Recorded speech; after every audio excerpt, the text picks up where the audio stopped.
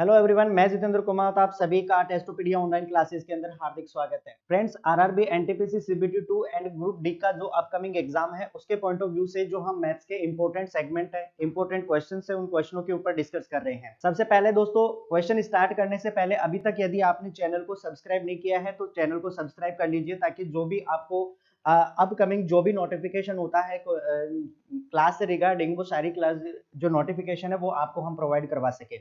इसके अलावा जो भी वैकेंसी के रिगार्डिंग इंफॉर्मेशन होती है वो भी हम आपको प्रोवाइड करवा सके।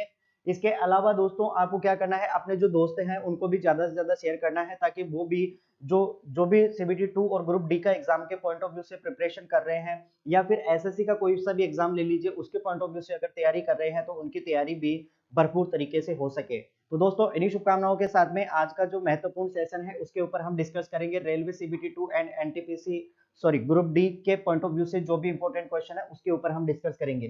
देखिए, हमारा जो पहला क्वेश्चन है दोस्तों, कि पहला क्वेश्चन इस प्रकार से है कि यदि 20% स्प्रिट वाले 50 लीटर के एक द्रव्य विलयन में, ध्यान दीजिएगा क्वेश्चन यहाँ पे बाइलिंगुअल है, अगर आप हिंदी और इंग्लिश में जो भी लैंग्वेज प्रीफर करना चाहते हो उसके अकॉर्डिंग आप रीड कर सकते हो, कि यदि 20% स्प्रिट वाले 50 लीटर के एक द्रव्य विलयन के अंदर 10 लीटर जल मिलाया जाता है।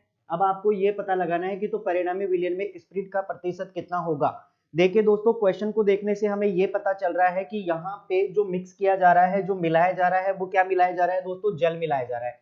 इट मीन्स स्प्रिट की जो मात्रा है वो पहले जितनी थी उतनी ही अब रहेगी, ठीक है ना, लेकिन जो टोटल क्वांटिटी है दोस्तों वो जरूर बढ़ जाएगी। तो अगर मैं बात करता हूं यहाँ पे, सबसे पहले हमें परसेंटेज कितना दिया हुआ है, 20%। अच्छा दोस्तों, 20% का फ्रैक्शन कितना होता है, तो 20% का फ्रैक्शन होता है 1/5, ठीक है ना, कितना होता है, 1/5 होता है। अगर दोस्तों हम मान लेते हैं, अगर हम मान लेते हैं कि हमारे पास टोटल क्वांटिटी है वो 5 लीटर है, टोटल जो हमारे पास क्वांटिटी है दोस्तों, ये हम अगर 5 लीटर मान लेते हैं, तो यहाँ पे ये जो 1 लीटर है दोस्तों, ये क्या हुआ, हमारे पास स्प्रिट हो गया, ठीक है ना, क्या हो गया, हमारे पास स्प्रिट हो गया। अब ध्यान दीजिएगा, यहाँ पे तो हमारे पास टोटल 5 लीटर की क्वांटिटी हो रही है, लेकिन अकॉर्डिंग टू क्वेश्चन अगर हम बात करेंगे तो सबसे पहले यहाँ पे चेक कीजिएगा कि आपके पास टोटल लीटर क्वांटिटी है वो कितने लीटर की है दोस्तों, तो टोटल लीटर क्वांटिटी है वो हमारे पास कितने लीटर की है, 50 लीटर की। तो ये 5 है वो किसके बराबर होगा दोस्तों, 50 के बराबर होगा। इट मींस कितना गुना है दोस्तों, 10 गुना है। तो इस जो 50 लीटर का विलियन था, इस 50 लीटर के विलियन में हमें दोस्तों फाइंड आउट करना है कि स्प्रिट की कितनी क्वांटिटी थी। तो यहाँ पे जब ये 10 टाइम है तो इसको भी जब हम 10 टाइम गुणा कर देंगे दोस्तों, तो ये कितना हो जाएगा, 10 लीटर। कितना हो जाएगा, 10 लीटर हो जाएगा। यहाँ तक बात सभी को क्लियर हो गई होगी कि जो भी 50 लीटर का विलियन था, उस 50 लीटर के विलियन में स्प्रिट की मात्रा दोस्तों कितनी है, 10 लीटर है। अब ध्यान दीजिएगा, जब पानी को मिलाया जा रहा है तो इसका मतलब स्प्रिट की क्वांटिटी चेंज यहाँ पे नहीं होगी। तो अगर मैं बात करता हूं दोस्तों कि जो टोटल क्वांटिटी है, टोटल जो आपके पास नेट क्वांटिटी है, टोटल नेट जो आपके पास क्वांटिटी है दोस्तों, वो कितनी हो जाएगी, वो हो जाएगी 50 लीटर ऑलरेडी थी, इसमें आपने 10 लीटर और मिला दिया, यानी कि हमारे पास जो नेट कैपेसिटी हो जाएगी वो कितनी हो जाएगी दोस्तों, 60 लीटर। कितनी हो जाएगी, 60 लीटर आपके पास कैपेसिटी हो जाएगी। अब इस कैपेसिटी के अंदर हमें क्या चाहिए, स्प्रिट का परसेंटेज चाहिए। तो स्प्रिट का जो परसेंटेज है दोस्तों, वो हम किस प्रकार से कैलकुलेट करेंगे, वो चीज देखिए। यहाँ पे स्प्रिट की मात्रा हमने कितनी निकाली दोस्तों, 10 लीटर। कितनी निकाली, 10 लीटर। तो इस 10 लीटर का यदि हम परसेंटेज निकाल दे तो 10 इंटू 100 इज डिवाइडेड बाई कितना हो जाएगा, आफ्टर 10 लीटर जब हम पानी मिला देते हैं इसके बाद में मात्रा कितनी हो जाएगी, 60 लीटर। तो यहाँ से जब हम इसको कैलकुलेट कर रहे होंगे तो दे 10 से ये कटेगा 6 बार, और 2 से इसको काट देंगे तो ये 3 टाइम कट जाएगा, और ये कट जाएगा 50 टाइम। यानी कि हम कह सकते हैं कि 50/3%। और दोस्तों 50/3% को हम क्या कह सकते हैं, इसको हम बोल सकते हैं 16 से ही 2/3%। कितना हो जाएगा, 16 से ही 2/3%। तो जो आपके इस क्वेश्चन का राइट आंसर होगा वो कितना होगा दोस्तों, 16 से ही 2/3%, ठीक है ना। अब देखते हैं कि कौन से ऑप्शन के अंदर 16 से ही 2/3 है, तो ऑप्शन नंबर डी का आपका क्या हो जाएगा, करेक्ट आंसर हो जाएगा। ध्यान दीजिएगा, इस प्रकार के जब भी आप क्वेश्चन करें तो बाई फ्रैक्शन करने की कोशिश कीजिएगा, ताकि वहां पे किसी भी प्रकार के एरर होने के चांसेस नहीं होते हैं और आप क्वेश्चनों को बेहतर तरीके से समझ पाओगे। तो दोस्तों सेकंड क्वेश्चन की ओर चलते हैं। अगला क्वेश्चन देखिए, अगला क्वेश्चन आपके पास में है कि यदि ए किसी काम को 84 डेज के अंदर करता है, ए किसी काम को 84 दिन में करता है, और बी की कार्य क्षमता ए की कार्य क्षमता से दुगनी है। ध्यान दीजिएगा दोस्तों, अगर बी की कार्य क्षमता ए से दुगनी है, इट मींस जो बी है उसको कम टाइम लगेगा, ठीक है ना, आधा टाइम ही लगेगा। तो बी ए के साथ 22वें दिन शामिल होता है तो पूरा काम कितने दिनों में समाप्त हो जाएगा। तो दोस्तों सबसे पहले यहाँ पे हम बात करेंगे कि अगर मैं बात करूं कि ए को कितने दिन लगते हैं, तो ए इस काम को कितने दिन में करता है दोस्तों, 84 डेज के अंदर करता है, 84 दिन में करता है। और अगर मैं बात करता हूं कि बी ने वो काम कितना किया होगा, तो ध्यान दीजिएगा अगर हम एफिशिएंसी की बात करते हैं दोस्तों, तो ए और बी की जो एफिशिएंसी होगी, कार्य क्षमता होगी दोस्तों, वो कितनी होगी, 1:2 होगी। ठीक है ना, 1:2 होगी। तो यहाँ पे टाइम का रेशो क्या बन जाएगा दोस्तों, 2:1 हो जाएगा। कितना हो जाएगा, 2:1 हो जाएगा। यानी कि हम जानते हैं कि जो एफिशिएंसी होती है वो टाइम का क्या होता है, जस्ट उल्टा होता है। दोनों एक दूसरे के क्या होते हैं, अपोजिट होते हैं। तो अगर बी की एफिशिएंसी डबल है, इसका मतलब है जो बी को है वो कम से कम आधा टाइम लग रहा है। ठीक है ना, कितना लग रहा है, आधा टाइम लग रहा है। तो यहाँ पे मैं बात करूं कि ए को अगर 84 डेज लग रहे हैं तो बी को कितना टाइम लग रहा होगा, तो दोस्तों 84 का आधा कितना हो जाएगा हमारे पास, 42 डेज। यानी कि बी को कितना टाइम लग रहा है, 42 डेज लग रहे हैं। ठीक है ना। अब यहाँ से दोस्तों क्या करते हैं, हम टाइम एंड वर्क का कॉन्सेप्ट यूज करते हैं। टाइम एंड वर्क का कॉन्सेप्ट क्या कहता है कि यहाँ पे हम क्या करेंगे, सबसे पहले हमें टोटल वर्क एज्यूम करना होगा। टोटल वर्क हम क्या मान लेते हैं, 84 और 42 का कोई ऐसा हम नंबर मानते हैं जो इन दोनों से कंप्लीट डिवाइड हो जाए। तो ऐसे छोटे से छोटा नंबर कौन सा दिख रहा है दोस्तों, 84 दिख रहा है। कितना दिख रहा है, 84 दिख रहा है। यानी कि हम ये कह सकते हैं कि ए और बी को जो टोटल काम करना था दोस्तों, वो कितना करना था, 84 यूनिट इनको काम करना था। अच्छा, इनकी एफिशिएंसी काउंट करते हैं। एफिशिएंसी काउंट करेंगे तो इसको कितना दिन लगेंगे दोस्तों, 1 की एफिशिएंसी होगी और इसकी एफिशिएंसी कितनी होगी, 2 की एफिशिएंसी होगी, जो क्वेश्चन में आपको ऑलरेडी दिया हुआ है। अब ध्यान दीजिएगा, क्या कहा गया है कि यदि बी ए के साथ 22वें दिन शामिल होता है, बी ए के साथ 22वें दिन शामिल होता है दोस्तों, इसका मतलब 21 दिन है वो ए ने सेपरेट काम किया होगा। ठीक है ना, 21 दिन ए ने सेपरेट काम किया होगा। तो दोस्तों एक दिन में ए कितना काम करता है, 1 यूनिट काम करता है। ठीक है ना, एक दिन में ए है वो 1 यूनिट काम करता है। तो इसका यदि मैं 21 दिन का काम निकालूं दोस्तों, 21 डेज का यदि हम काम निकाल लेते हैं, तो 21 डेज का काम कितना हो जाएगा दोस्तों, इसको मैं कर दूंगा 21 से गुना। तो कितना हो जाएगा, ये 21 यूनिट हो जाएगा। कितना हो जाएगा, 21 यूनिट इनका काम हो जाएगा जब ये 21 दिन तक सेपरेट काम करता है। तो अब आपके पास रिमेनिंग वर्क कितना बचा हुआ है, शेष काम कितना बचा हुआ है। तो यहाँ से अगर हम बात करते हैं रिमेनिंग वर्क की, रिमेनिंग वर्क शेष काम की अगर मैं बात करता हूं दोस्तों, तो रिमेनिंग वर्क हमारे पास कितना हो जाएगा, तो टोटल वर्क कितना करना था, 84 यूनिट। इसमें से ए ने है वो 21 दिन तक सेपरेट काम किया, मतलब 21 यूनिट काम हो चुका। तो अब आपके पास शेष काम कितना बचा हुआ है दोस्तों, 63 यूनिट। कितना बचा हुआ है, 63 यूनिट काम आपके पास बचा हुआ है। अब क्या करते हैं, इस 63 यूनिट को करने के लिए अब बी उसके साथ में शामिल हो जाता है। बी उसके साथ में शामिल हो जाता है, इसका मतलब दोनों मिलकर काम करेंगे।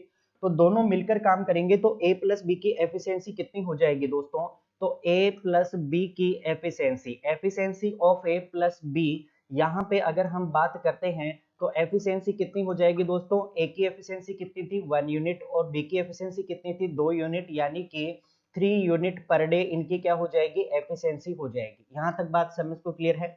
अच्छा, हमें जब रिक्वायर्ड टाइम निकालना हो, जब हमें टाइम निकालना हो तो हम जानते हैं कि टाइम किसके बराबर होता है, वर्क अपॉन एफिशिएंसी के बराबर होता है। काम अब आपके पास कितना बचा हुआ है दोस्तों, 63 यूनिट। कितना बचा हुआ है, 63 यूनिट। अच्छा, अब दोनों मिलकर काम करेंगे तो दोनों की टोटल एफिशिएंसी कितनी हो गई दोस्तों, 3 यूनिट हो गई। ठीक है ना, यहाँ से जब हम इसको डिवाइड कर रहे होंगे तो हमारे को दिन कितने लग रहे होंगे दोस्तों, 21 डेज। कितने दिन लग रहे हैं, 21 डेज। यानी कि ये जो कंप्लीट वर्क है दोस्तों, ये कितने दिनों में फिनिश हो जाएगा, 21 दिन के अंदर फिनिश हो जाएगा। ऑप्शन नंबर डी इस क्वेश्चन का राइट आंसर हो जाएगा। ठीक है ना, यानी कि 21 डेज के अंदर ये पूरा काम है वो फिनिश हो जाएगा जब बी है वो ए के साथ में 22वें दिन में शामिल होता है। क्वेश्चन में कंफ्यूजन दोस्तों यहीं पे होता है कि 22वें दिन शामिल होता है, इसका मतलब 21 दिन है वो ए ने सेपरेट काम किया होगा। तो 21 यूनिट एक काम कर लेगा। अब आपके पास बचा कितना दोस्तों, तो इन दोनों का हम डिफरेंस कैलकुलेट कर देंगे। ठीक है ना, और जब डिफरेंस कैलकुलेट करेंगे तो हमारे पास आएगा 63। अब 22वें दिन क्या करता है, ए है वो बी के साथ में शामिल हो जाता है, या आप ऐसे कह सकते हो कि जो बी है ए के साथ में इन्वॉल्व हो जाता है। तो दोनों की टोटल कैपेसिटी कितनी हो गई, 3 यूनिट पर डे के हिसाब से। तो 63 में जब हम 3 का भाग देंगे तो अपने पास कितना आएगा दोस्तों, 21 डेज। यानी कि पूरा काम है वो कितने दिनों में फिनिश हो जाएगा, 21 डेज के अंदर फिनिश हो जाएगा। नेक्स्ट क्वेश्चन देखिए, अगला क्वेश्चन है कि किसी लंबवर्तीय शंकु की तिर्यक ऊंचाई 25 सेंटीमीटर है और उसका जो ऊंचाई है वो 20 सेंटीमीटर है। तो आपको बताना है कि उस शंकु का कुल पृष्ठीय क्षेत्रफल कितना होगा। अब ध्यान दीजिएगा यहाँ पे आपको पाई की वैल्यू 22/7 नहीं लेनी है, 3.14 आपको कैलकुलेट करनी है, तब आपके पास आंसर सेपरेट आएगा। ठीक है, तो सबसे पहले हम एक शंकु का डायग्राम बनाते हैं और फिर इस चीज को समझते हैं कि वास्तव में इसका एक्चुअल जो प्रोसेस है दोस्तों वो क्या रहेगा। ठीक है, तो शंकु का हम एक डायग्राम बनाते हैं। तो शंकु का जब हम डायग्राम बनाएंगे तो ये हमने एक कॉन ले लिया और इसको डायग्राम को हम यहाँ पे ड्रॉ करते हैं। ठीक है ना, तो ये हमारे पास एक शंकु बन गया। यहाँ तक बात सभी को क्लियर हो गई होगी। अब हम आगे बात करते हैं कि एक लंबवर्तीय शंकु है जिसकी स्लेंट हाइट का मतलब होता है तिर्यक ऊंचाई। अच्छा दोस्तों, अगर मैं इसकी बात करता हूं तो ये इसकी हाइट हो जाएगी। ठीक है ना, हाइट को भी हम यहाँ पे मेंशन कर लेते हैं। तो हाइट को जब हम मेंशन करेंगे तो हाइट को जब हम यहाँ से मेंशन करेंगे तो ये क्या हो जाएगी दोस्तों, हमारे पास इसकी हाइट हो जाएगी।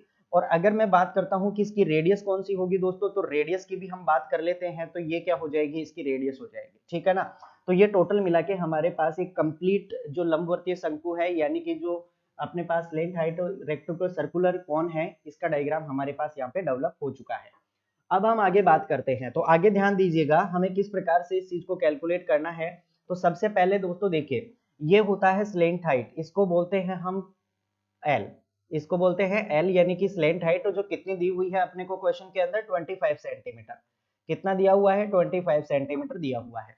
इसके अलावा अगर मैं बात करूं एच की, तो ये देखो हमारे पास है एच, और इस एच की वैल्यू आपको कितनी दी गई है, 20 दिया गया है। कितना दिया गया है, 20 दिया गया है। अच्छा दोस्तों, ये क्या होती है, आर होती है, मतलब इसकी रेडियस होती है। ठीक है ना, तो ध्यान दीजिएगा यहाँ हमारे पास अगर मैं इसको ए पॉइंट मानता हूँ, इसको ओ पॉइंट मानते हैं और इसको बी पॉइंट मानते हैं, तो ये जो एंगल बनेगा ना दोस्तों, ये एंगल बनता है 90 डिग्री। ये एंगल बनता है 90 डिग्री, और जब ये 90 डिग्री बनता है, इसका मतलब ये जो त्रिभुज बनेगा वो कैसा त्रिभुज बनेगा दोस्तों, समकोण त्रिभुज बनेगा। और समकोण त्रिभुज के अंदर यदि हमें ओबी की वैल्यू चाहिए, यानी कि यदि हमें ओबी की वैल्यू चाहिए, ओबी को हम कह सकते हैं आर, ठीक है ना, यानी कि रेडियस हम कह सकते हैं। तो ये किस प्रकार से कैलकुलेट करेंगे, यानी कि जो आपके पास लेंथ हाइट है, यानी कि 25 का स्क्वायर कर देंगे और उसके बाद में माइनस हम कर देंगे 20 का स्क्वायर, और आपके पास क्या कर देंगे, इसका हम कर देंगे अंडर रूट। तो आपके पास क्या निकल के आएगा दोस्तों, इसका बेस आ जाएगा, बेस की रेडियस आ जाएगी। अच्छा, यहां से आगे हम सॉल्व आउट करते हैं। तो 25 का स्क्वायर कितना होता है, 625, और 20 का स्क्वायर कितना होता है, 400। ठीक है ना, और इन दोनों का करना है अंडर रूट। अब देखियो 625 में से 400 हम सब्ट्रैक्ट करेंगे तो हमारे पास कितना बनेगा दोस्तों, 225। कितना बनेगा, 225। और मुझे बताओ कि 225 का जब हम रूट करेंगे तो कितना आएगा दोस्तों, 15। कितना आ जाएगा, 15 सेंटीमीटर। तो हम ये कह सकते हैं कि जो हमारे पास रेडियस निकल के आया दोस्तों, वो रेडियस कितना है, वो रेडियस आपके पास आ गया 15 सेंटीमीटर। ठीक है ना, यानी कि ये वैल्यू हमारे पास आ गई 15 सेंटीमीटर। यहां तक बात क्लियर हो गई होगी। अब क्वेश्चन में पूछा है टोटल सरफेस एरिया।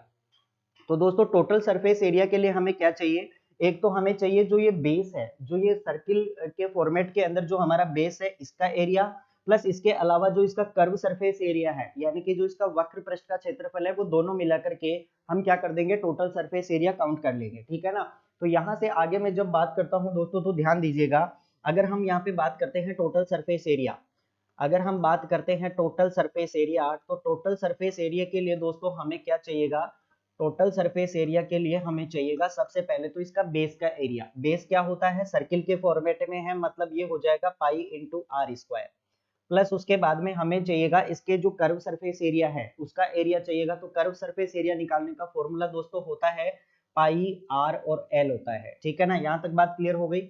अब देखिए यहाँ से जब हम कॉमन वैल्यू ढूंढेंगे ना, तो कॉमन आपके पास आ जाएगा पाई आर, और अंदर दोस्तों क्या बच जाएगा, आर प्लस एल आपके पास बच जाएगा। ठीक है ना, अब बस सब वैल्यू आपको गिवन है, यहाँ से वैल्यू पुट करना है। ठीक है ना, तो पाई की वैल्यू क्वेश्चन में ऑलरेडी आपको दी गई है, कितने रखना है, 3.14। कितना रखना है, 3.14 इंटू रेडियस। और रेडियस अभी अभी हमने कितनी निकाली दोस्तों, देखो रेडियस हमने निकाली 15। रेडियस कितनी निकाली, 15 हमने कैलकुलेट कर ली, तो ये रेडियस हम यहाँ पे रख देंगे। ठीक है ना, उसके बाद में आर, रेडियस कितनी निकाली थी, 15, प्लस लेंथ हाइट कितनी है अपने पास, 25। बस इस इक्वेशन को हमें सॉल्व करना है, हमारा आंसर बिल्कुल पहुंच जाएगा। ठीक है ना, अब गौर कीजिएगा इसके आगे का सॉल्यूशन, 3.14 कर देंगे इंटू 15 हो जाएगा, इंटू इसके बाद में देखो जब इन दोनों को आप जोड़ रहे होंगे तो आपके पास कितना आएगा दोस्तों, तो ये आ जाएगा 5 और 5 10, 2 और 3 और 1 4, यानी कि 40 आ जाएगा। अब ध्यान दीजिएगा यहाँ पे आगे की कैलकुलेशन आपको उसी प्रकार से करनी है जैसे आप करते आए हो। 3.14 हो जाएगा इंटू 15 को 4 से गुणा करेंगे तो ये बन जाएगा 600, और जब इसको आप मल्टीप्लाई कर रहे होंगे तो 6 चौके कितने होते हैं 24, 6 और 2 8 और 36 18, यानी कि 1884 और ये 00।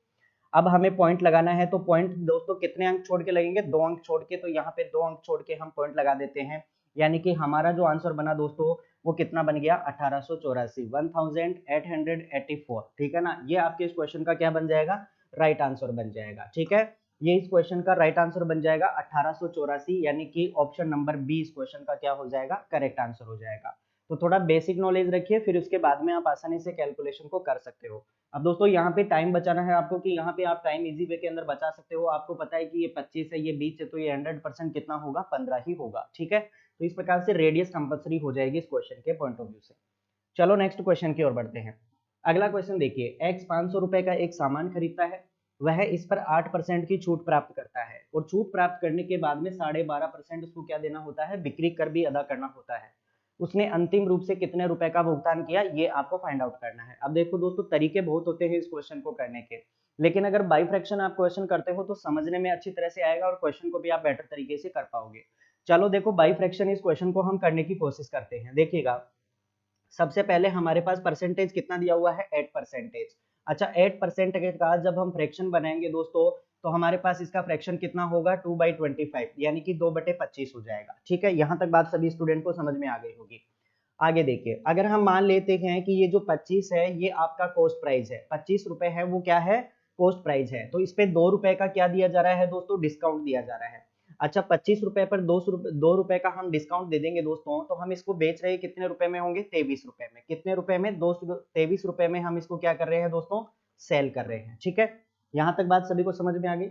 अब अकॉर्डिंग टू क्वेश्चन अगर हम चलते हैं दोस्तों, तो देखो हमारे को क्वेश्चन में कहा है कि 500 रुपए में सामान खरीदा जाता है, मतलब हमने फ्रैक्शन के अंदर कितने में खरीदा है, 25 रुपए में, बट एक्चुअल में जो ये प्राइस है, जो ये प्रोडक्ट है, ये खरीदा कितने में जा रहा है दोस्तों, 500 रुपए में खरीदा जा रहा है। तो ये 25 की वैल्यू है दोस्तों, ये किसके बराबर है, 500 के बराबर है, मतलब कितना गुना है दोस्तों, तो आप कहेंगे कि ये 20 टाइम है, यानी कि 20 गुना है। तो हमें सेलिंग प्राइस निकालना है, तो इस सेलिंग प्राइस को भी हम क्या कर देंगे दोस्तों, 20 गुना कर देंगे। तो इसको जब 20 गुना कर देंगे तो हमारे पास प्राइस कितना आ जाएगा, 460 रुपए। कितना आ जाएगा, 460 रुपए, यानी कि हम कह सकते हैं कि जो भी ये 500 का प्रोडक्ट था, अगर इस पे हम 8% का डिस्काउंट देते हैं तो ये कितने में बेचा जाएगा दोस्तों, 460 रुपए में बेचा जाएगा। यहां तक बात सभी को क्लियर हो गई होगी। अब चलते हैं हम, 460 रुपए तो हमारे पास हैं, लेकिन अब इसमें 12.5% का आपको क्या दिया जा रहा है, एक सेल टैक्स दिया जा रहा है, मतलब बिक्री कर दिया जा रहा है। सेल टैक्स का मतलब होता है दोस्तों कि आपको ज्यादा रुपए देने पड़ रहे हैं। ठीक है ना, टैक्स के रूप में वो रुपए आपको ज्यादा देना पड़ रहा है। तो समझिएगा इस कॉन्सेप्ट को, हमारे को 12.5% का सेल टैक्स देना है।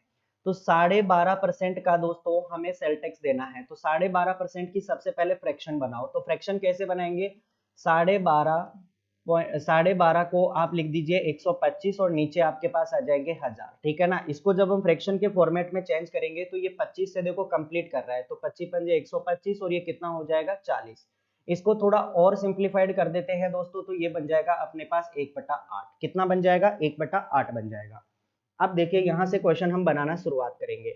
अब दोस्तों ध्यान दीजिएगा, अगर मान लेते हैं कि 460 के बाद में 8 रुपए में हमने इसको परचेज किया। ठीक है ना, ये बात हो रही है आफ्टर 460, 460 के बाद की कैलकुलेशन हो रही है।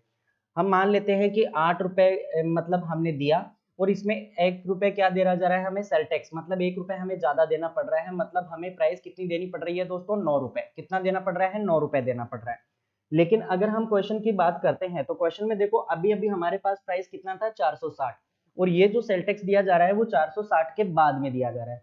तो इसका मतलब दोस्तों ये जो वैल्यू हमने रखी है 8, ये किसके बराबर रखेंगे हम, ये बराबर रखेंगे हम दोस्तों किसके, 460 के। किसके बराबर रखेंगे, 460 के। ठीक है ना, और 9 के बराबर की वैल्यू हम फाइंड आउट कर देंगे तो हमारा आंसर इजी वे के अंदर आ जाएगा। चलो अब यहाँ पे हम कैलकुलेट करते हैं, तो ये कितना गुना है दोस्तों, तो इसको हम देखो गुना करेंगे तो 8 पंजे कितने होते हैं, 40। ठीक है ना, 8 पंजे 40, बच गया आपके पास 7, फिर 8 7 कितने होते हैं 56, और 8 पंजे 40, यानी कि 57.5 गुना है। तो इसको भी हम क्या करेंगे दोस्तों, 57.5 से गुना कर देंगे। इसको भी हम 57.5 से क्या कर देंगे दोस्तों, गुना कर देंगे। तो देखो 9 पंजे कितने होते हैं 45, बच गया कितना 4, 9 7 63, 63 और 4 कितने होते हैं 67, बच गया कितना 6, 9 पंजे 45, 45 और 6 कितना होता है 51, यानी कि 517.5 रुपए हमारे पास क्या आ गया, फाइनल अमाउंट आ गया, यानी कि उस कैंडिडेट को जो रुपए देने पड़ेंगे वो कितने रुपए देने पड़ेंगे, 517.5 रुपए देने पड़ेंगे। ध्यान दीजिएगा सेल टैक्स में और डिस्काउंट में फर्क होता है दोस्तों। डिस्काउंट क्या होता है, कम, और सेल टैक्स का मतलब उसको एक्स्ट्रा देना पड़ रहा है, एज ए टैक्स के फॉर्मेट में हमें एक्स्ट्रा रुपीज देना पड़ रहा है। तो टोटल कितना हो जाएगा 517.5, जो किस ऑप्शन में आपको प्रॉपर तरीके से विजिबल है दोस्तों, ऑप्शन नंबर बी के अंदर प्रॉपर तरीके से आपको शो हो रहा है। तो ये हमारे इस क्वेश्चन का क्या हो जाएगा, राइट आंसर हो जाएगा। चलो अगले क्वेश्चन की ओर बढ़ते हैं। नेक्स्ट क्वेश्चन देखिए, अगले क्वेश्चन की अगर हम बात करते हैं तो एक खेल में प्रथम 20 ओवरों का रन रेट कितना था, 6.2 रन प्रति ओवर था, ठीक है ना, यानी कि एक ओवर में 6.2 रन लिए जाते हैं। तो टोटल इसने स्टार्टिंग के अंदर 20 ओवर खेले हैं। 360 रनों के लक्ष्य तक पहुंचने के लिए शेष अगले 30 ओवरों में उसका रन रेट कितना होना चाहिए, ये आपको कैलकुलेट करना है। अब दोस्तों ध्यान दीजिएगा, यहाँ पे अगर हम बात करते हैं कि 20 ओवरों में उसने 6.2 के हिसाब से रन बनाए, तो 20 ओवरों के टोटल रन कितने हो जाएंगे, ठीक है ना, 20 ओवर के टोटल रन कितने हो जाएंगे दोस्तों, ये अगर हमें कैलकुलेट करना है कि 20 ओवरों में उस कैंडिडेट ने कितने रन बनाए, तो 20 को हम क्या कर देंगे, इसका जो रन रेट है 6.2 है, इससे हम मल्टीप्लाई कर देंगे। तो ये कितना हो जाएगा, 2 दूनी 4 और 6 दूनी 12, यानी कि 124 रन हो जाएगा टोटल, ठीक है। टोटल कितने रन हो जाएंगे, 124 रन हो जाएंगे। यहां तक बात सभी के स्टूडेंट को क्लियर है। अब आगे देखिए, 360 के टारगेट तक हमें पहुंचना है और 124 हमने बना लिए। तो अब आपके पास रिमेनिंग रन कितने बचे, रिमेनिंग रन कितने बचे, मतलब शेष रन आपके पास कितने बचे।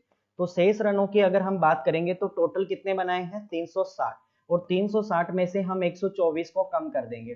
तो अब हमारे को रन कितने बनाने हैं, तो 10 में से 4 घटाएंगे 6, 5 में से 2 घटाएंगे 3, और 3 में से 1 घटाएंगे 2, यानी कि 236 रन अब हमें नीड है बनाना, ठीक है ना।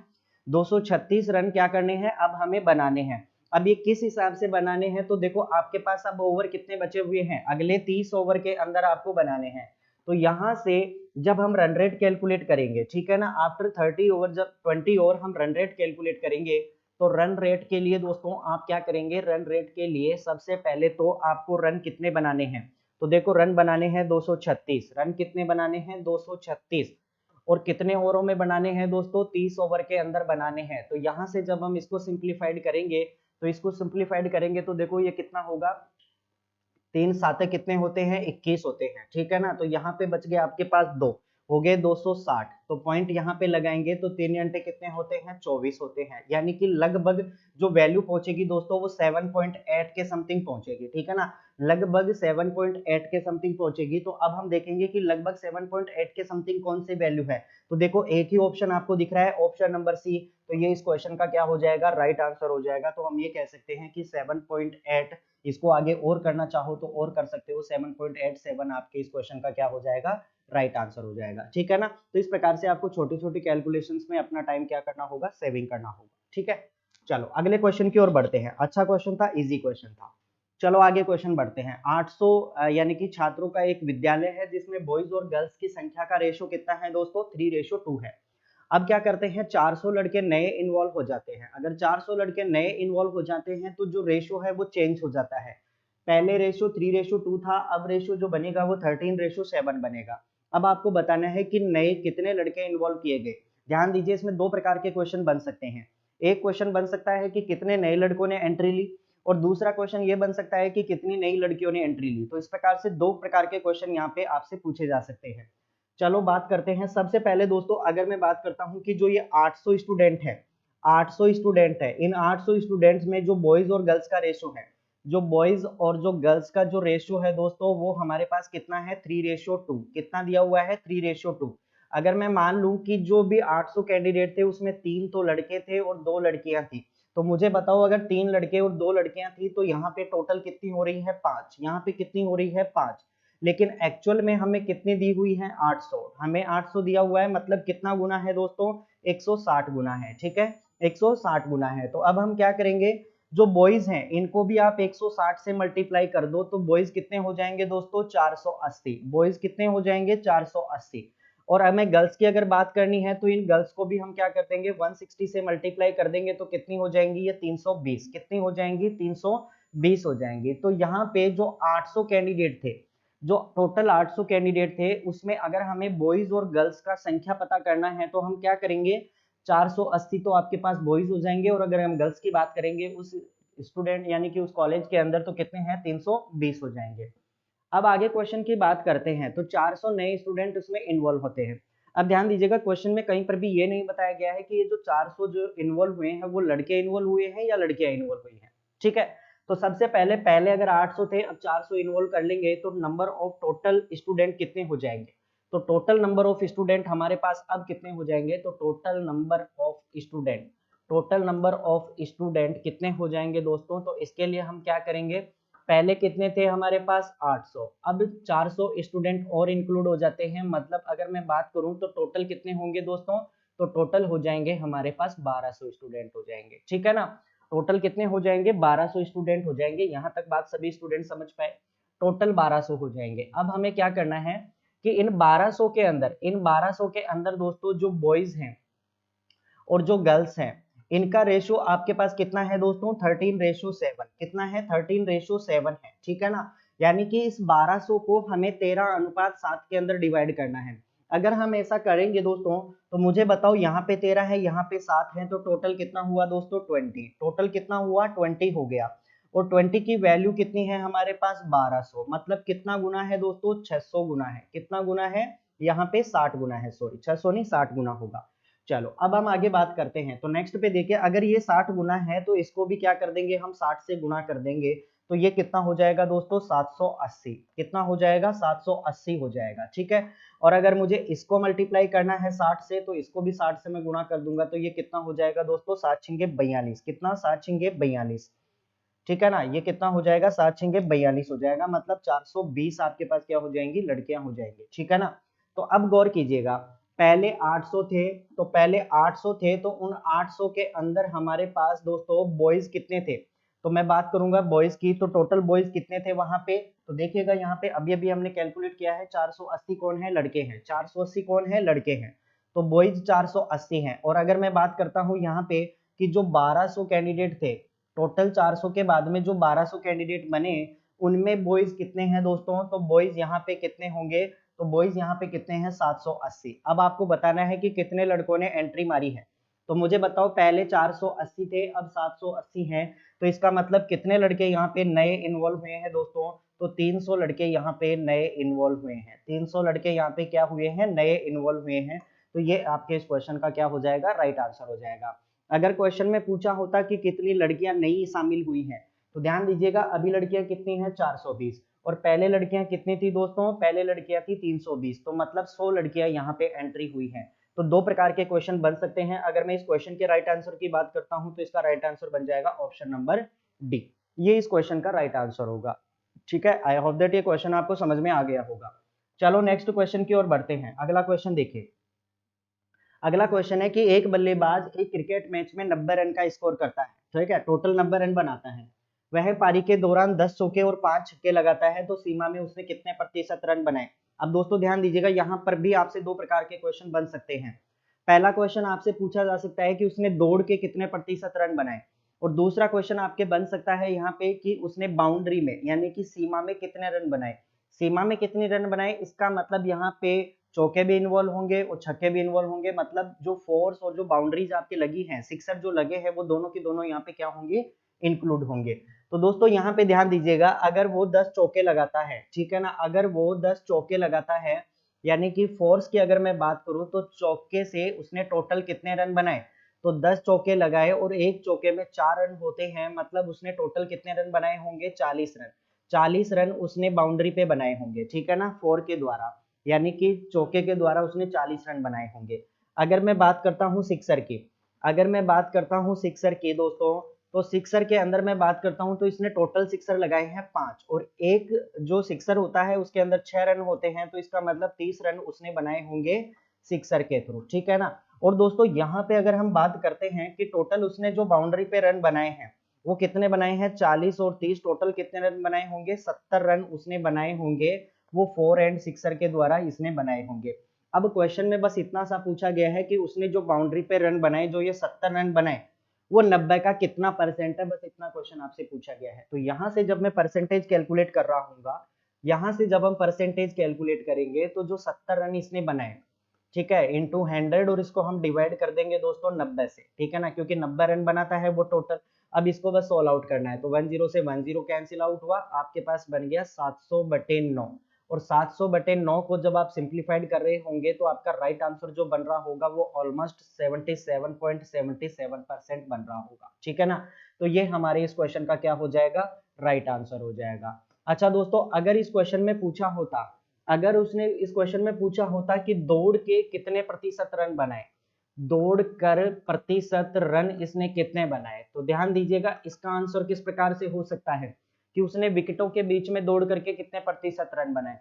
तो टोटल रन इसने बनाए 90 और 90 में से 70 रन इसने बना लिए बाउंड्री से, तो दौड़ के इसने कितने रन बनाए होंगे दोस्तों, 20 रन बनाए होंगे, ठीक है। दौड़ के 20 रन बनाए होंगे, और अगर यहाँ पे हमें परसेंटेज कैलकुलेट करना है तो परसेंटेज किस प्रकार से कैलकुलेट करेंगे, जो भी इसने दौड़कर रन बनाए वो इनटू 100 और इज डिवाइडेड बाय टोटल कितने रन थे दोस्तों, 90 रन। कितने थे, 90 थे, ठीक है ना। तो 10 से 10 कैंसिल आउट हो गया और यहाँ पे बन गया आपके 200/9। और 200/9 को यहाँ पे जब आप कैलकुलेट कर रहे होंगे तो देखिए 9 दूनी कितना हो जाएगा, 18, ठीक है ना। और बच गया कितना, फिर आपके पास 2 बच गया, फिर 9 दूनी 18, यानी कि ऑलमोस्ट अगर मैं बात करूं तो 22.22% क्या हो जाएंगे, मतलब वो रन होंगे जो इन्होंने कैसे बनाए दोस्तों, विकेटों के बीच में दौड़ कर बनाए। तो ध्यान दीजिएगा दोनों क्वेश्चन इंपॉर्टेंट है, क्वेश्चन इस फॉर्मेट में भी पूछा जा सकता है और इस फॉर्मेट के अंदर भी पूछा जा सकता है। अगर हम बात करते हैं एसएससी की, तो एसएससी में दोस्तों ये वाला क्वेश्चन है वो बहुत टाइम पूछा गया है, ठीक है ना। और ये क्वेश्चन भी बिल्कुल अपडेट प्रोसेस की तरह है, मतलब नए क्वेश्चन जिसको हम कह सकते हैं उनकी कैटेगरी में इसको इन्वॉल्व किया जाता है। तो ध्यान दीजिएगा दोनों क्वेश्चन इंपॉर्टेंट है, दोनों के आंसर आप याद रखिएगा। बाकी डेटा यहाँ पे चेंज हो सकता है, ठीक है ना, डेटा चेंज हो जाएगा एग्जाम के अंदर, बाकी प्रोसेस है वो बिल्कुल सेम का सेम ही रहेगा। तो आपको 2 प्रकार के क्वेश्चन मैंने यहाँ पे करवा दिए। चलो अगले क्वेश्चन के ऊपर बात करते हैं। नेक्स्ट क्वेश्चन देखिए, एक वस्तु 800 रुपए में खरीदी जाती है और 50 रुपए इसकी मरम्मत पे खर्च कर दिए जाते हैं। फिर क्या कह रहा है कि इसे अंकित मूल्य पर 25% के लाभ पर बेचा जाता है। ध्यान दीजिएगा इसको जो सेल किया जाएगा वो किस पे किया जाएगा, एमआरपी के ऊपर किया जाएगा, कॉस्ट प्राइस के ऊपर इसको सेल नहीं किया जाएगा। जो कि लागत मूल्य का कितना है, 50% जोड़ा जाता है। ध्यान दीजिएगा लागत मूल्य पर 50% जोड़ा जाता है, मतलब जो भी इसका कॉस्ट प्राइस होगा उसमें उसका 50% आपको और इन्वॉल्व करना है। क्वेश्चन का कहने का मतलब ये है। तो चलो इस क्वेश्चन को हम करते हैं। सबसे पहले देखिए दोस्तों, अगर वस्तु में खरीदी कितने में जा रही है, 800 रुपए के अंदर, 800 रुपए में खरीदी जा रही है और 50 रुपए दोस्तों इसकी मरम्मत पे खर्च कर दिए जाते हैं। तो मुझे बताओ इसका जो नेट कॉस्ट प्राइस है, जो नेट कॉस्ट प्राइस है दोस्तों, वो नेट कॉस्ट प्राइस हमारे पास कितना बना, 850 रुपए। कितना बन गया, 850 रुपए नेट कॉस्ट प्राइस बन गया। यानी कि जो इसका लागत मूल्य है वो हमारे पास कितना आ गया, 850 रुपए। क्योंकि ध्यान रखिए जो भी एक्स्ट्रा वेजेस होते हैं वो हमेशा कॉस्ट प्राइस के अंदर ही इंक्लूड किए जाते हैं, उसी के अंदर वो जोड़े जाते हैं, ठीक है ना। अब इसके बाद में देखो जो कॉस्ट प्राइस है वो दोस्तों वो क्वेश्चन में किससे लिंक कर रहा है, तो देखो सेकंड लैंग्वेज कि जो एमआरपी है, जो एमआरपी है वो लागत मूल्य पर 50% जोड़ा जाता है, ऐसा क्वेश्चन में कहा गया है। तो अब ध्यान दीजिए हमें क्या निकालना है, एमआरपी निकालना है। तो सबसे पहले यहाँ पे परसेंटेज कितना है, 50, तो 50% है, तो 50% की हम यहाँ पे क्या बनाएंगे दोस्तों, फ्रैक्शन बनाएंगे, 50% की फ्रैक्शन बनाएंगे। तो 50% का फ्रैक्शन कितना होता है दोस्तों, 1/2 होता है। क्या होता है, 1/2 होता है। अब ध्यान दीजिएगा, अगर मान लेते हैं कि यहाँ पे जो कॉस्ट प्राइस है, यहाँ पे जो कॉस्ट प्राइस है वो कितने रुपए है दोस्तों, 2 रुपए। अगर वो चीज 2 रुपए में खरीदी जाती है तो इसमें अंकित मूल्य है वो 1 रुपए और जोड़ दिया जाता है। ध्यान दीजिएगा क्वेश्चन की लैंग्वेज को, लागत मूल्य पर 50% जोड़ा जाता है, 50% जोड़ा जाता है, इसका मतलब जो अंकित मूल्य है वो लागत मूल्य से 50% एक्स्ट्रा है, ठीक है ना।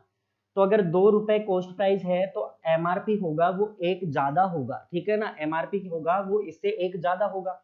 तो यहाँ पे अगर मैं बात करता हूँ एमआरपी की, तो एमआरपी कितना हो जाएगा दोस्तों, 2 में 1 जोड़ेंगे तो कितना हो जाएगा, 3 हो जाएगा। यहाँ तक बात सभी को क्लियर हो गई होगी, ठीक है।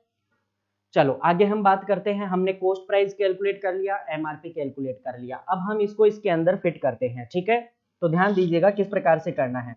हमने यहाँ पे कॉस्ट प्राइस कितना कैलकुलेट किया दोस्तों, कॉस्ट प्राइस हमने रेशियो के अंदर लिया 2, और एमआरपी दोस्तों हमने कितना कैलकुलेट किया, एमआरपी हमने लिया 3, ठीक है ना। यहाँ तक बात समझ में आ गई। अब ध्यान दीजिएगा क्वेश्चन में क्या कहा गया है, क्वेश्चन में जो कॉस्ट प्राइस है वो हमने कितनी निकाली थी दोस्तों, 850 रुपए। कितनी कैलकुलेट की थी, 850 रुपए।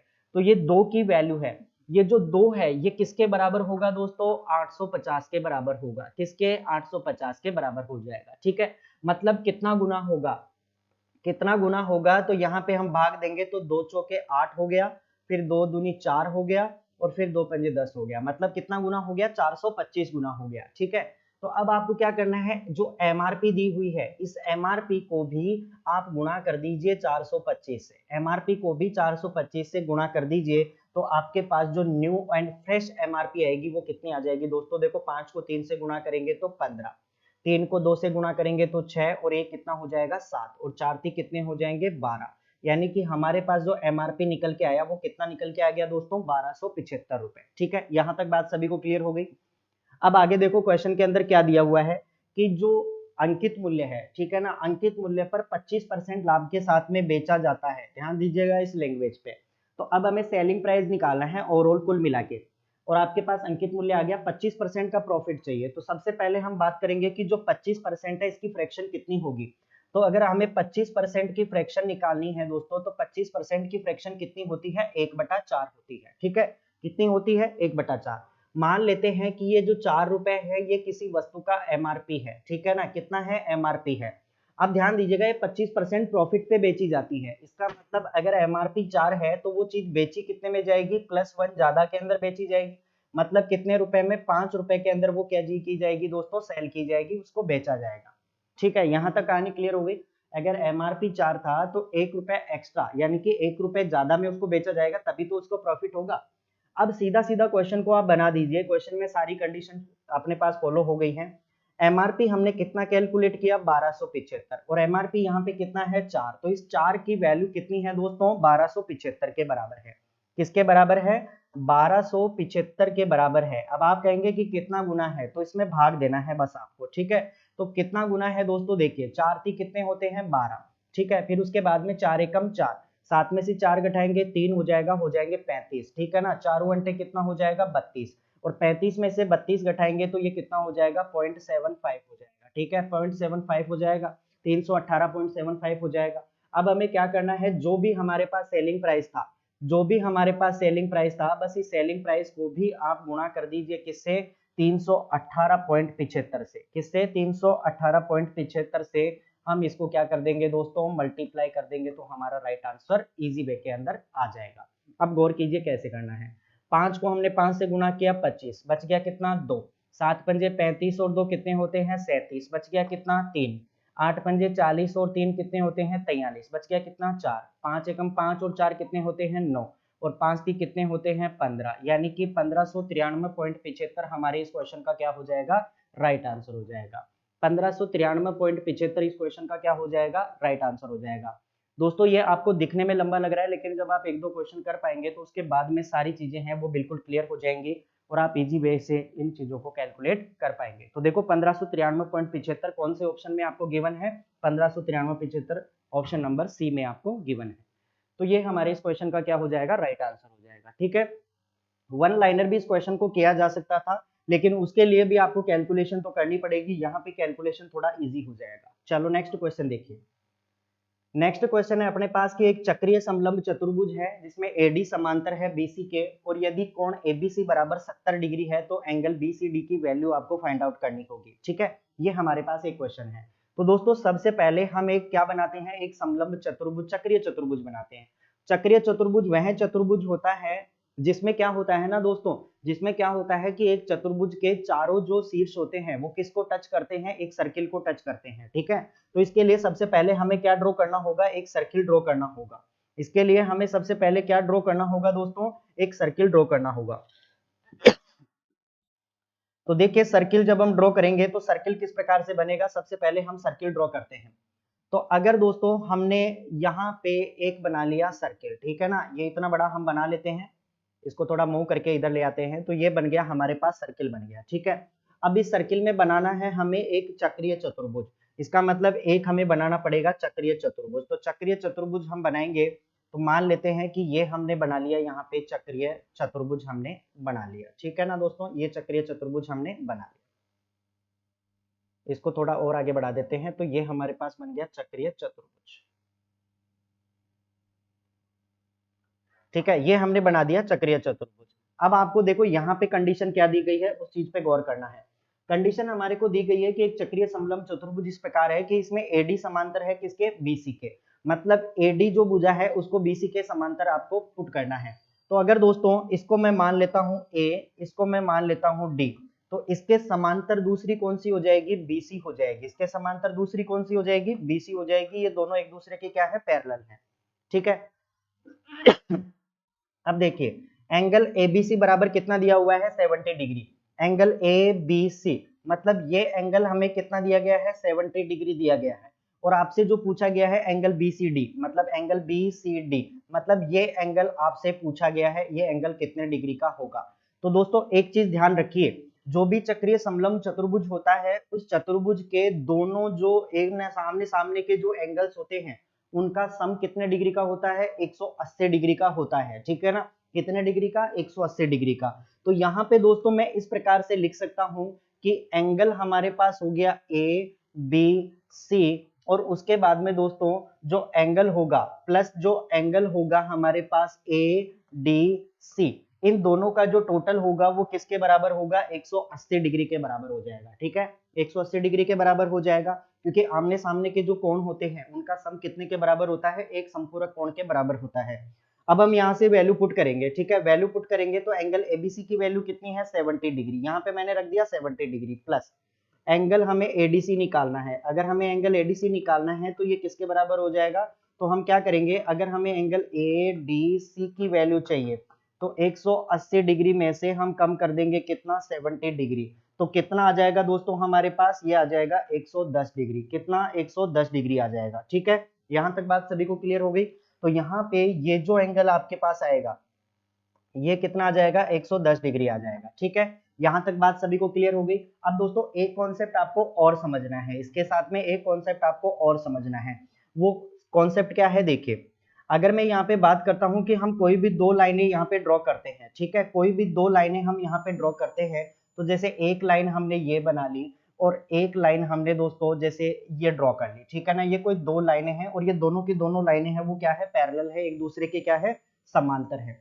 ये दोनों एक दूसरे के क्या हैं दोस्तों, समांतर है। अब ध्यान दीजिएगा, यदि इन समांतर रेखाओं को कोई एक तिर्यक छेदी रेखा काटती है, यदि इन दो समांतर रेखाओं को कोई एक तिर्यक छेदी रेखा काटती है, और अगर ये तिर्यक छेदी रेखा हम इस प्रकार से मान लेते हैं, ठीक है ना, एक तिर्यक छेदी रेखा इस प्रकार से काटती है, तो ध्यान दीजिएगा ये जो दोनों संगत कोण होंगे, ठीक है ना, ये जो अंदर के दोनों कोण होंगे, अगर इस कोण को मान लेता हूं मैं x और इस कोण को मान लेता हूं मैं y, तो ध्यान रखिएगा इन दोनों एंगल्स का जो सम होता है x प्लस वाई दोस्तों, ये किसके बराबर होगा, 180 डिग्री के बराबर होगा। किसके बराबर होगा, 180 डिग्री के बराबर होगा। ये चीज आप याद रखना। ठीक है, अगर कोई दो पैरेलल लाइंस होती है, इनको कोई एक ट्रांसवर्सल लाइन क्रॉस करती है, तो इसका मतलब ध्यान दीजिएगा कि ये जो दोनों एंगल बनेंगे अंदर के, इनका टोटल कितना होगा, 180 डिग्री हो जाएगा। ठीक है ना, अब जब ये 180 डिग्री हो जाएगा तो मुझे एक चीज बताओ, जब हम इस लाइन को थोड़ा आगे बढ़ाएंगे, जब हम इस लाइन को थोड़ा आगे बढ़ा देंगे दोस्तों, तो इसको थोड़ा अगर मैंने आगे बढ़ा दिया और इसको थोड़ा अगर मैंने आगे बढ़ा दिया, और सेम वे से अगर यहाँ पे हम इसको आगे बढ़ा देते हैं, ठीक है, अगर सेम वे से इसको हम आगे बढ़ा देते हैं और सेम वे से दोस्तों अगर इसको हम थोड़ा आगे बढ़ा देते हैं, तो ध्यान दीजिएगा अब हमारे पास जो कंडीशन बनी है, अब हमारे पास जो कंडीशन बनी है वो मुझे बताओ उस पैटर्न की बनी है कि नहीं, कि आपके पास दो समांतर लाइन है और एक कोई तिर्यक छेदी रेखा काट रही है, तो इसका मतलब ये जो दोनों एंगल बनेंगे इनका टोटल किसके बराबर होगा, 180 के बराबर होगा। किसके बराबर, 180 के बराबर होगा। तो मैं दोस्तों नेक्स्ट स्लाइड पे चल के इसको सॉल्व आउट करता हूं। तो ध्यान दीजिएगा, हमें निकालना था एंगल x प्लस उस एंगल की वैल्यू कितनी थी, 110 डिग्री, और ये टोटल किसके बराबर होगा, 180 डिग्री के। तो x की वैल्यू जब हमें चाहिए तो कितना हो जाएगा, ये 110 इधर जाएगा तो ये कितना बन जाएगा दोस्तों, 70 डिग्री। कितना बन जाएगा, 70 डिग्री। बस यही हमारे इस क्वेश्चन का क्या था, राइट आंसर था। यही हमारे इस क्वेश्चन का क्या होगा, राइट आंसर होगा। ऑप्शन नंबर बी इसका क्या हो जाएगा, करेक्ट हो जाएगा। तो इस प्रकार से आपको वेन डायग्राम के थ्रू इन चीजों को पता रखना होगा। ठीक है दोस्तों, चलो अगले क्वेश्चन के ऊपर बात करते हैं। नेक्स्ट क्वेश्चन देखिए, नेक्स्ट क्वेश्चन है कि 4 सेमी त्रिज्या वाले दो वर्त हैं, वो एक दूसरे को प्रतिच्छेद करते हैं तथा एक दूसरे के केंद्र से गुजरते हैं। आपको बताना है कि उभयनिष्ठ जीवा की लंबाई कितनी होगी। इस क्वेश्चन को आपको सॉल्व आउट करना है। अब दोस्तों क्वेश्चन आपने पढ़ लिया, सबसे पहले हम एक डायग्राम ड्रॉ करते हैं। ठीक है, सबसे पहले हम एक सर्किल बनाते हैं, फिर इसके बाद में हम बाकी की चीजों को यहाँ पे नोट डाउन करेंगे। सबसे पहले हम एक सर्किल ड्रॉ करते हैं, क्योंकि इसने दो सेकेंद्रीय वर्तों के बारे में बोला है। तो एक सर्किल दोस्तों हम मान लेते हैं कि हमारे पास ये है, ठीक है, एक सर्किल हमारे पास ये है, और एक सर्किल हम एक और बना लेते हैं, ठीक है, एक सर्किल हम एक और बना लेते हैं। तो एक सर्किल सपोज दैट हमने बना लिया, ये बना लिया, ठीक है, ये दो सर्किल हमने बना लिए। अब ध्यान दीजिएगा, क्वेश्चन में ये कहा गया है कि दोनों एक दूसरे के सेंटर से क्रॉस होते हैं, दोनों एक दूसरे के सेंटर से क्रॉस होते हैं, ऐसा इसने बोल दिया है, ठीक है। और इसने पूछा है कि इनकी जो उभयनिष्ठ जो है, उभयनिष्ठ जीवा, अच्छा कॉमन कोड बनेगी दोस्तों, वो कॉमन कोड कौन सी बनेगी, अब ध्यान दीजिएगा, जो कॉमन कोड इसमें बनेगी वो कॉमन कोड कौन सी बनने वाली है, वो चीज ध्यान दीजिएगा। कॉमन कोड बनेगी दोस्तों ये, और आपको बस इसकी वैल्यू कैलकुलेट करना है, ठीक है ना, कॉमन कोड बनेगी ये और बस इसकी वैल्यू आपको कैलकुलेट करना है। लेकिन उससे पहले दोस्तों ध्यान दीजिएगा, उससे पहले ध्यान दीजिएगा कि इस क्वेश्चन में एक चीज और है समझने की, वो क्या है कि ध्यान दीजिएगा, अगर ये सेंटर पॉइंट से गुजर रहा है, अगर ये सेंटर पॉइंट से गुजर रहा है तो मुझे बताओ ये इसकी जो हो जाएगी वो रेडियस हो जाएगी। और सेम वैसे दोस्तों यहां से जब हम यहां से मिलाएंगे तो ये भी क्या हो जाएगी, इसकी रेडियस हो जाएगी, ठीक है, दोनों क्या हो जाएंगी, इसकी रेडियस हो जाएंगी। अच्छा दोनों रेडियस हो जाएंगे दोस्तों, और जब मैं इसको पूरा मिला देता हूँ, ठीक है, और जब मैं इसको पूरा मिला देता हूँ तो ये क्या बन जाएगा दोस्तों, ये हमारे पास एक समद्विबाहु त्रिभुज बन जाएगा, ठीक है, ये हमारे पास क्या बन जाएगा, एक समद्विबाहु त्रिभुज बन जाएगा, ठीक है, इस चीज को थोड़ा ध्यान रखना। अब अगर मैं बात करता हूँ क्वेश्चन की, ठीक है, तो क्वेश्चन क्या कहता है हमारे पास कि 4 सेंटीमीटर जीवा है, ठीक है ना, तो ये भी 4 सेंटीमीटर हो गई और ये भी 4 सेंटीमीटर हो गई दोस्तों, ठीक है ना, ये भी 4 सेंटीमीटर और ये भी 4 सेंटीमीटर। अच्छा यदि मैं बात करता हूँ यहाँ पे कि अगर ये पूरी 4 सेंटीमीटर है, अगर ये पूरी 4 सेंटीमीटर है दोस्तों, तो मुझे बताओ यहाँ से हाफ कितनी हो जाएगी, हाफ कितनी हो जाएगी, तो ये कितनी हो जाएगी दोस्तों, 2 सेंटीमीटर हो जाएगी यहाँ तक। और अगर मैं बात करूं तो ये हमारे पास क्या होगा, एक 90 डिग्री बनाएगा। तो ये जो त्रिभुज की बात कर रहे हैं, ये जो त्रिभुज है वो हमारे पास कैसा त्रिभुज बनेगा, एक समकोण त्रिभुज बनेगा। और समकोण त्रिभुज के लिए यदि मैं इसको ए नाम दे देता हूं, इसको यदि ओ नाम दे देते हैं, तो यदि हमें ए ओ की वैल्यू कैलकुलेट करना है, मतलब हमें लंब निकालना है, तो हम क्या करेंगे, जो हमारे पास कर्ण का स्क्वायर है, मतलब 4 का स्क्वायर में से हम 2 का स्क्वायर कम कर देंगे और इसका क्या कर देंगे, रूट कर देंगे। तो 4 का स्क्वायर कितना होता है 16, 2 का स्क्वायर कितना होता है 4, और 16 में से 4 घटा देंगे तो हमारे पास कितना बनेगा 12 रूट। और 12 को हम क्या लिख सकते हैं दोस्तों, 4 इंटू 3, तो 2 तो बाहर आ जाएगा, यानी कि 2 रूट 3 हम इसको लिख सकते हैं। यहां तक बात क्लियर हो गई। इसको क्या लिख सकते हैं हम, 2 रूट 3 हम इसको नोट डाउन कर सकते हैं, ठीक है ना, 2 रूट 3 इसको हम कह सकते हैं, ठीक है। अब हमने को एओ की वैल्यू ये निकाली, अब मैं इसको अगर डबल कर दूंगा तो मेरे पास किसकी वैल्यू आ जाएगी दोस्तों, अगर मैं इसको पी नाम दे देता हूं तो टोटल एपी की वैल्यू आ जाएगी। तो अगर हमें एपी की वैल्यू कैलकुलेट करना है तो हम क्या करेंगे, जो एओ की वैल्यू है 2 इंटू एओ हो जाएगा, और एओ की वैल्यू आपने कैलकुलेट कर ली कितनी, 2 रूट 3। तो यहां से अगर हम फाइनल आंसर की बात करेंगे तो कितना हो जाएगा, 4 रूट 3, कितना हो जाएगा 4 रूट 3। तो ये आपके पास हो जाएगा दोस्तों इस क्वेश्चन का राइट आंसर, क्या हो जाएगा, राइट आंसर, ठीक है ना, 4 अंडर रूट 3। अब देखते हैं कौन से ऑप्शन में ये शो होता है, तो 4 under root 3 option number B के अंदर आपको गिवन है, ठीक है ना दोस्तों। तो ये आपके इस क्वेश्चन के आंसर हो जाएगा। अब दोस्तों ध्यान दीजिएगा, ये थे हमारे आज के क्वेश्चन, ठीक है ना। तो जो आज के जो इंपोर्टेंट क्वेश्चन थे RRB NTPC CBT 2 and group D के पॉइंट ऑफ व्यू से, तो ये क्वेश्चन हमने आपके साथ में शेयर किए। नेक्स्ट जो क्लास होगी दोस्तों वो हम लेकर आएंगे आपके लिए पाई चार्ट, यानी कि जो भी सीबीटी 2 के अंदर प्लस ग्रुप डी के अंदर जितने भी एक्सपेक्टेड जो पाई ग्राफ्स हैं, ठीक है, पाई चार्ट्स हैं, उनके बारे में हम क्लास के अंदर डिस्कस करेंगे। तो दोस्तों इन्हीं शुभकामनाओं के साथ में आज की क्लास को हम यहाँ पे समाप्त करते हैं। Okay, thank you.